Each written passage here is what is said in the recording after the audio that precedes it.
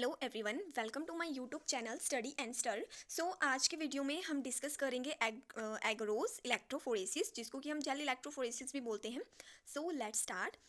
Gel electrophoresis is the method that use an electrical current and a gel matrix to separate molecules like DNA and proteins.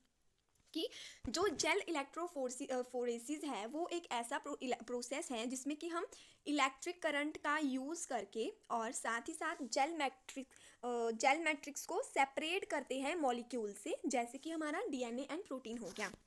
अब की agarose gel electrophoresis होता क्या है actual में? So separation of molecule on the basis of their rate and movement through agarose gel under the influence of an electrical field. कि ये एक separation है मॉलिक्यूल्स का, किसके बेसिस पे? On the basis of their rate of movement through the agarose gel, किसके अंदर होएगा? Influence of an electric field. Agarose gel electrophoresis is a technique for separation of nucleotide molecules like DNA, RNA on the basis of their size. कि जो agarose gel electrophoresis है वो एक ऐसी technique है जिसमें कि सेपरेशन होता है न्यूक्लियोटाइड मॉलिक्यूल्स का on the basis of their size पे। DNA and RNA are negatively charged molecule, की जो आरएनए और डीएनए है वो नेगेटिवली चार्ज मॉलिक्यूल है। When they are allowed to move in an electric field within an agarose matrix, they move toward positive from negative charge due to repulsion force by negative electrodes. जब जो RNA और DNA है वो allow होते हैं move करने के लिए इलेक्ट्रिक फील्ड में, किसके अंदर? Within an agarose matrix के अंदर, तब वो मूव करेंगे पॉजिटिव चार्ज से नेगेटिव चार्ज की तरफ को due to the repulsion force by negative electrodes से। This movement along electrical field is called electrophoresis, और इस मूवमेंट को हम बोलेंगे electrophoresis. In electrophoresis the movement of shorter molecules is faster than longer one. कि जो इलेक्ट्रोफोरेसिस है उसमें जो शॉर्टर मॉलिक्यूल की मूवमेंट होएगी वो फास्ट होएगी लॉन्गर वन से। Agarose is a linear polymer which is extract from marine red seaweed. कि जो एग्रोस है वो एक लीनियर पॉलीमर है जो कि हमें एक्सट्रैक्ट होता है, कहाँ से मिलता है? हमें मैराइन रेड सीवर से। The agarose gel slab are prepared by pouring warm agarose which is liquid to mold. When DNA or RNA are allowed to run on the matrix, they get separated according to their sizes. कि जब हम RNA और DNA को हम allow करेंगे कि वो run कर सके, मूव कर सके मैट्रिक्स पे, तो वो उनके साइज के अकॉर्डिंग चेंज होते उनके साइज के अकॉर्डिंग वो सेपरेट हो जाएंगे। नेक्स्ट इसका प्रिंसिपल, सेपरेशन ऑफ डीएनए और RNA basis upon their size, charge and shape. कि जो उनका सेपरेशन होगा वो होगा उनके साइज के बेस पे, चार्ज के बेस पे और उनकी शेप के बेस पे। Agarose is a linear polymer extract from seaweed. It from porous gel used to slow the movement of DNA. कि जो एग्रोज है वो एक लीनियर पॉलीमर है जो कि हमें मिलता है सीवीड से, और ये एक पोरस जेल है जो कि यूज होता है डीएनए की मूवमेंट को स्लो करने के लिए। Within an agarose gel linear DNA migrate inversely proportional to the molecular weight. कि जब एग्रोस जेल की हेल्प से जो लीनियर डीएनए है वो माइग्रेट हो जाता है inversely proportional to the molecular weight से। अब रेजेंट एंड सप्लाईज, मतलब कि हमें कौन कौन से रिएजेंट और सप्लाईज की ज़रूरत पड़ती है इस एक्सपेरिमेंट को करने के लिए, तो वो है फर्स्ट है हमारा weighing machine, graduated cylinder, buffer, power supply, spatula, microwave, gel tray and combs, DNA staining solution, flask, agarose, gel boxes and photo documents. अब नेक्स्ट इक्विपमेंट्स की कौन कौन से हमें इक्विपमेंट्स चाहिए, तो वो है gel tank, cover, casting tray, power supply, gel comb and electrical leads. अब नेक्स्ट है resolution of linear DNA fragment in agarose gel. तो फर्स्ट है एग्रोस जेल, परसेंटेज उसकी, और फिर है साइज और रेंज जो कि केबी में है।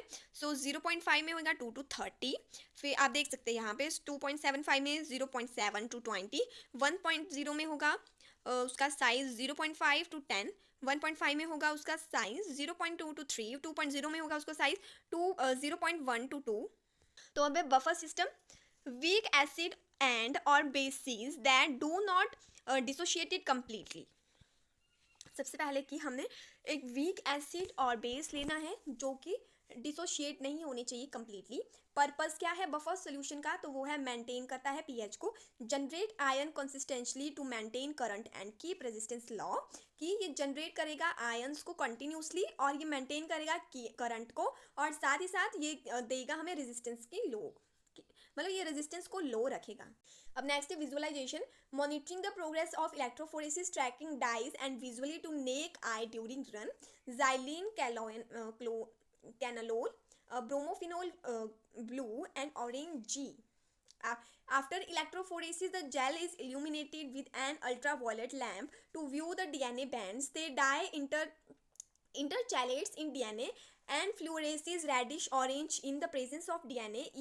ERBR is a ethymide bromide is a known mutation, thus precautions should be made while use it, कि जब इलेक्ट्रोफोरेसिस कर देंगे हम तो उसके बाद जो हमने इलेक्ट्रोफोरेसिस के लिए इल्यूमिनेट किया होगा उसको हम अल्ट्रावायलेट लैम्प के नीचे छोड़ देंगे, क्योंकि हमने उस पर डीएनए बैंड्स को देखना है। फिर उसके बाद वो डाई हो जाएंगे और उसके बाद हमें जो डीएनए होंगे वो हमें रेडिश या ऑरेंज कलर में शो होना दिखने स्टार्ट हो जाएंगे। In agarose gel is prepared by combining agarose powder and a buffer solution. Agarose is soluble at room temperature, कि जो एग्रोस जेल है हम उसको प्रिपेयर करते हैं एग्रोस पाउडर से और अ बफर सोल्यूशन के कम्बिनेशन से, और ये रूम टेम्परेचर पे इनसॉल्यूबल होता है। अब है स्टेप्स क्या क्या इन्वॉल्व होते हैं। तो सबसे पहले make agarose gel in TAE, सबसे पहले हमने एग्रोस जेल बनाना है। Carefully bring the solution just to the boil to dissolve the agarose, कि उसके बाद हमने केयरफुली जो है सोल्यूशन बनाना है और जो एग्रोस है उसको डिजोल्व कर देना है। Let the solution cool down to about 60 degrees Celsius at the room temperature, stir or swirl the solution while cooling। उसके बाद की जो हमने सोल्यूशन है उसको रूम टेम्परेचर में छोड़ देना है अबाउट 60 डिग्री सेल्सियस में, और उसके बाद जब वो कूल हो जाएगा तो हमने उसको हिलाना है थोड़ी देर के लिए। Add ethidium bromide stock in the gel solution for a final concentration of 0.5 mg and ml. Be carefully when handling the concentration stock। उसके बाद कि हमने उसमें इथियम ब्रोमाइड को ऐड कर देना है और उसके बाद जो उसमें जेल सोल्यूशन होगा उसको हमने फाइनल कंसंट्रेशन चेक करनी है, जो कि होनी चाहिए 0.5 milligram and millilitre. Next is stir the solution to disappear the ethidium bromide and then pour it into the gel rack। उसके बाद कि हमने उसको स्टर करते रहना है जबकि कि वो डिसअपियर नहीं हो जाता उसमें इथिडियम ब्रोमाइड, और उसके बाद हमने उसको जब वो डिसअपियर हो जाएगा तो हमने उसमें जेल उसको हमने ट्रांसफर कर देना है जेल रैक में। Insert the comb at one side of a gel about 5 to 10 millimeter from the end of the gel, कि उसके बाद हमने जो कॉम है उसका यूज़ करना है, वो हमने इंसर्ट करनी, उसको हमने डालना है जेल के अंदर about 5 to 10 millimeter। When the gel has cooled down and become solid, carefully remove the comb. The holes and remain in the gel are well and slots। कि उसके बाद हमने जो जेल है उसको कूल डाउन कर लेना, उसको सॉलिड होने देना है, और फिर हमने जो कॉम होगी उसको हमने केयरफुली वहाँ से रिमूव करना है। Put the gel together with the rack into a tank with a TAE. The gel must be completely covered with TAE with the source at the end of electrode that will have the negative current। उसके बाद के जो हमने jail होगा उसको हमने इकट्ठे डाल देना है रैक में, और उसके बाद उसको ट्रांसफ़र कर देना है हमने TA के टैंक में, और साथ ही साथ उसमें उसको कवर कर देना है अच्छे से। नेक्स्ट इसके method, prepare agarose gel, melt cool add ethidium bromide mix thoroughly, मतलब ये ऊपर वाले की शॉर्ट फॉर्म में दिया है। Pour into casting tray with comb and allow to solidify, add running buffer, load sample and marker, run gel at the constant voltage until band separation occur, view the DNA on UV light box and show result. अब ये आप relation देख सकते हैं between the fragment और DNA fragment and size and DNA fragment के बीच में। सो हमने पीछे भी पढ़ा था कि जो डीएनए माइग्रेट है वो इन्वर्सली प्रोपोर्शन होता है मॉलिक्यूलर वेट से, तो आप यहाँ पे उसको क्लियरली देख सकते हैं। और ये यहाँ पे हमें डीएनए के जो फ्रैगमेंट्स हैं वो हमें क्लियरली शो हो रहे हैं। सैम्पल्स इसमें अलग अलग सैम्पल्स दिए हुए हैं, आपको रेड कलर हमने पीछे पढ़ा था कि रेड और ऑरेंज कलर में शो होंगे, तो यहाँ पे हमें रेड कलर में शो हो रहे हैं, तो आप देख सकते हैं।